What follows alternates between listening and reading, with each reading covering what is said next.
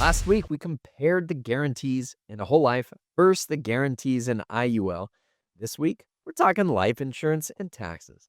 This is the Life Insurance Financial Education Podcast, where we're pulling back the curtain on high cash value life insurance and how it can help you build wealth and achieve your financial goals. I'm your host, James Barber, your Oregon Cash Flow Pro. And I'm Carlo Viqueira with Net Wealth Finance. A lot of people like life insurance for the tax benefits that it provides. What's the biggest tax benefit when it comes to life insurance? Well, the main one, and what makes it life insurance, is that death benefit passes income tax free to your beneficiaries when you pass away. So that's a pretty big one. The gains that you will have made throughout your life will pass income tax free. If you're lucky enough to go maybe into the estate tax territory, that can potentially apply, but income taxes do not apply in life insurance death benefit. Yeah, good point. The death benefit itself is going to be tax-free to the beneficiary, but that doesn't mean that the estate is not going to owe taxes, and that could be state taxes or federal taxes. Generally, a personally owned life insurance policy is going to count as part of that estate value when they're calculating the taxes. And currently, the tax exemption is really, really high, so you've got to be fairly wealthy for this to make an impact. But what do people do that makes it not part of your estate? That's where you'll hear the term ILIT, or Irrevocable Life Insurance Trust. And by virtue of doing that, where your death benefit is actually paid into the trust, that takes it out of your estate. And that is a way that you do not have the estate tax being applicable when using a vehicle like that. I just want to fine tune that a little bit. It's not the death benefit being paid into the trust, but the trust owns the life insurance policy. When you transfer ownership from the personal to the trust being the owner, that's what removes it from the estate. The beneficiary can still be anybody else. It doesn't have to be the trust. That's the beneficiary. But you do have to be aware of the Goodwin triangle whenever you're thinking of having different owners and different beneficiaries of a life insurance policy. Do you know what the Goodwin triangle is? Yes, I believe it's 2 out of 3 need to be the same in the Goodwin triangle. So that would be the owner, the beneficiary, and the insured. That is the Goodwin triangle.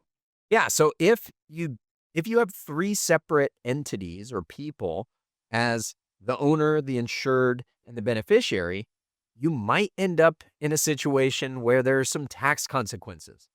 That Goodwin triangle has been messed up on the personal side. It doesn't generally get messed up from businesses that know what they're doing in this realm. And really, for the most part, this is not something that you necessarily need to consider, but certainly if you are considering going the route of an ILIT, this could be a consideration that you want to think about. And for the most part, though, most people, I think James mentioned that the limit is very high for this estate tax. I think it's something in the 20 millions for a married couple. So that is a pretty high estate that will result in a state tax applicable. And we don't really have a structure for this podcast. We're just riffing here. So let's keep going on the ILIT, and then we'll move back to some other scenarios. The reason somebody might utilize an ILIT is to get that money out of their estate.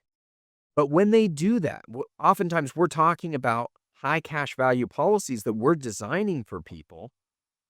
But there's an implication when you use an ILIT that you may not want to use an ILIT if you're utilizing a high cash value design. Yeah, the really big thing is trusts in general have various legal consequences that can apply to various things. You can have needs for somebody who is the trustee who can't be you in certain states. Different states have different laws and all of that. But the big one when it comes to life insurance is going to be can you access those funds the same way with a policy loan when you are not the owner as it would be on the personal side? And so that's where you can run into some structural things. There are ways to get around these things, but it can be complex to legally implement all of that. And it is worth considering if you're going to do this route. Yeah, the main benefit of an ILIT and the reason it gets out of your estate is because you aren't the trustee. You can't be the trustee of an irrevocable trust. Somebody else has to be a trustee. And if this is a policy that you're regularly accessing the cash value of, you're now going to rely on the trustee approving you accessing the cash value. There are places that will do that for you. I don't think that it's not an impossible workaround. There's going to be a level of trust there. When you're getting into old age, it's possible that that trustee has a different opinion as to whether you're now in the right mental capacity that you can be requesting funds from that policy. There can be a disagreement there. So there are definitely some things to consider. In general, when we're talking about the ILIT and the benefits of the taxation of that, I usually will just look to that for policies that I'm done borrowing from. So obviously I own multiple policies that we've talked about on this channel. My vision of where I'll be at in the future is some of those I will earmark as untouchable. They're my savings that I don't ever have to touch again, and those will end up in an ILIT. It'll get it out of our estate, and somebody else can be the trustee. It could be my kids. It could be somebody else, but that will get it out of the estate, and I know that I'm not going to need to touch that cash value anymore. Yes, and I think that's a big way to look at this in order to minimize the complications around these things. And as James mentioned, there are firms that can handle this, and you can have predefined legal structures that can negate the power of a trustee blocking you. Maybe you can go to a third party arbitration. There's so many various legal avenues. I'm not a trust expert. That is a conversation that you would want to have with one of them. But I think the simplest approach is, as James described, is to, if you are done borrowing from your policies during your lifetime, that could be an opportunity to get some stuff out of your estate. And there are some added legal protections in terms of what can come after it. Life insurance generally has pretty good protections in most states for creditors, but that could be another consideration there as well. And I am no trust expert either. So if you're interested in things like this, talk to a trust lawyer or trust expert in your state, because the rules around trust can be state specific. But one thing to be aware of is, in the case of ILITs, there can be a look back period. I believe it's a 5-year look back period, where if somebody moves an asset into the ILIT, if they pass away within 5 years, then that could get pulled back into their estate. Those numbers may vary. Like I said, I'm not an expert, but do be aware that that can be an issue and ask about it if it's a concern. Next topic, when it comes to taxes and life insurance, let's talk about the cash value. The cash value in a life insurance policy is the representation of that future death benefit. So it grows tax deferred and it passes income tax free with that death benefit. Yeah, the cash value is a part of that death benefit when it passes on. So it ends up passing on tax free. And as long as you're not accessing that cash value, you don't have to worry about taxes. Now, in general, there are ways you can access it without having to worry about taxes as well.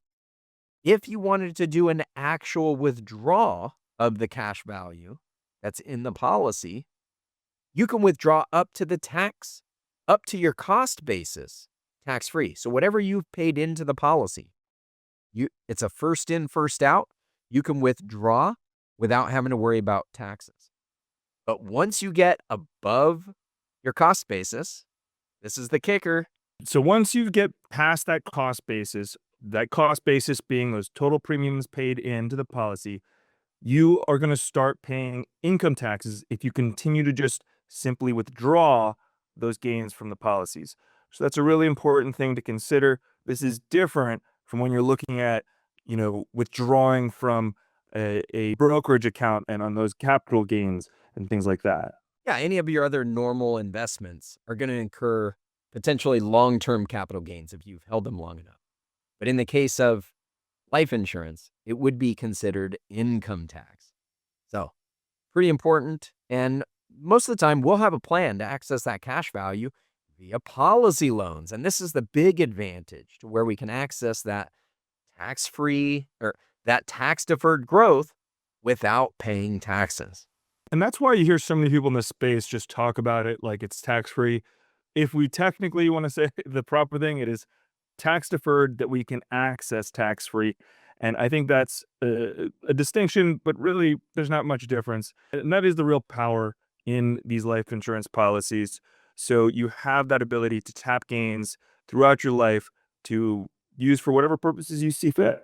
Now, there's two branches of this that we've got to talk about, and I don't know exactly how we're going to address each of these branches, but one of them is how we access that through policy loans, the advantages are there, and then what happens to these tax advantages of the cash value when we have a MEC policy, a policy that's considered a modified endowment contract and not life insurance anymore.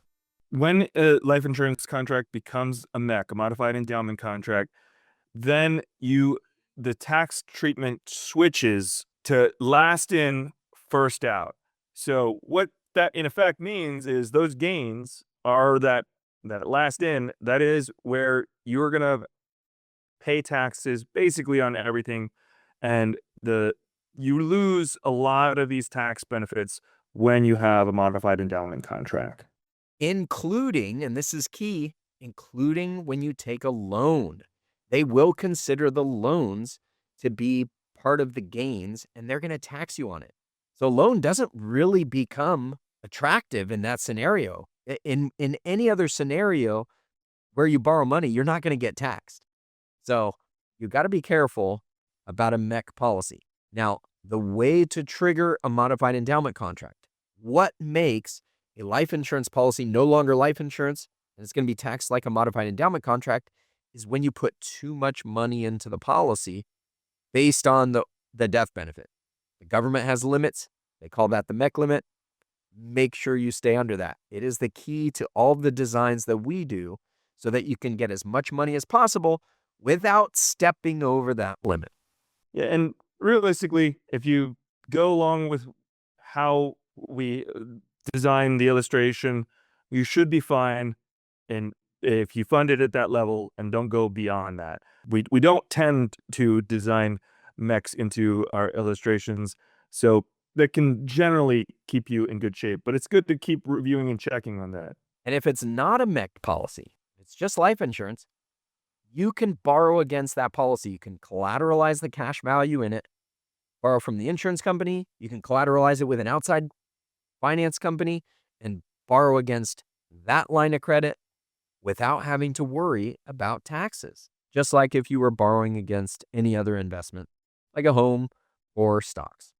And, this is a key thing that the last part that James mentions, this the stocks. You hear about all of these billionaires who aren't paying any taxes.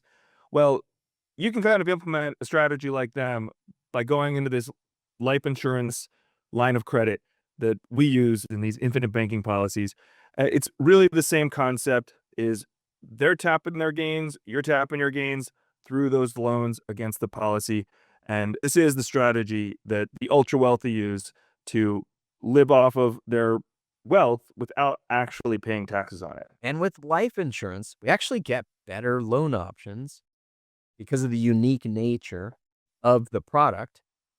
But also, we don't have to worry about margin calls. We don't have to worry about a sudden drop in value that might require us to pay back these loans early or to even make any minimum payments on it. So a lot of tax advantages that go along with being able to access that cash value, but also a little less stress. Now, life insurance is generally funded with post-tax dollars, which is what gives us that tax-free death benefit. But sometimes I get people asking me, is there any way we can deduct the premiums on these things? And there are some narrow circumstances. They're not generally advantageous. But what might be a scenario where you can deduct the premiums? If you were doing some kind of key person or buy-sell agreement and your business is paying the premiums, That's a pretty common, or I don't know how common, but it is a use case that warrants deducting those premiums paid in and will result in the death benefit not necessarily being tax-free. Yeah, it's not tax-free. If you're going to take the deduction up front, the death benefit will not be tax-free. So that's the trade-off. Some people will opt for getting the premiums deducted up front, and some people will not. So that's an important conversation to have because it can make a big difference when it comes to taxes. There are some scenarios when it comes to the buy-sell agreements that a lot of people got tripped up and screwed up with how these things were designed in the recent past that disqualified them the way that it was set up from being a tax-free death benefit. When they originally set it up, they expected it to be, and then the IRS came out with a ruling just a couple of years ago that turned everything on its head, and a lot of people have been scrambling to fix it. I don't have all the details to go over in this podcast for that, but it is something to be aware of. If you're interested in buy-sell agreements and you're doing it for business purposes, you have to make sure that that design is proper so that you're going to avoid that new tax hit that could incur. And this will be something that we'll address in a future episode where we specifically go over buy-sell agreements. Yeah, I think that is something that we'll definitely want to cover, and the considerations probably don't apply to most people, but more and more people are having these businesses and business partners that it can come into play. I think that about covers it for life insurance and taxes. I will note that there are employee plans. There are ways to utilize life insurance as an employee benefit. It has to be a highly compensated employee, and there are benefits that pass on. There are some tax consequences, but generally around the cost of what the term insurance would otherwise be. But you can use cash value policies as these things. And we're going to talk about that in future episodes as well. So be sure to tune in and don't miss an episode here on the Life Insurance Financial Education Podcast.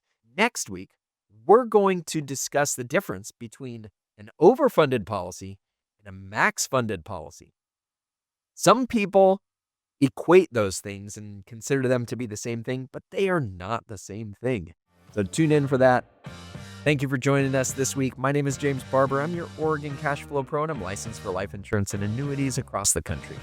And I'm Carlo Viqueira. You can find me at Net Wealth Finance or on YouTube at Net Wealth Finance, and we'll work with life insurance clients across the country as well. Take care. See you next week. Thanks for tuning in. The next 20 seconds determine your future. Subscribe, meet with us, or continue educating yourself with these videos right over here.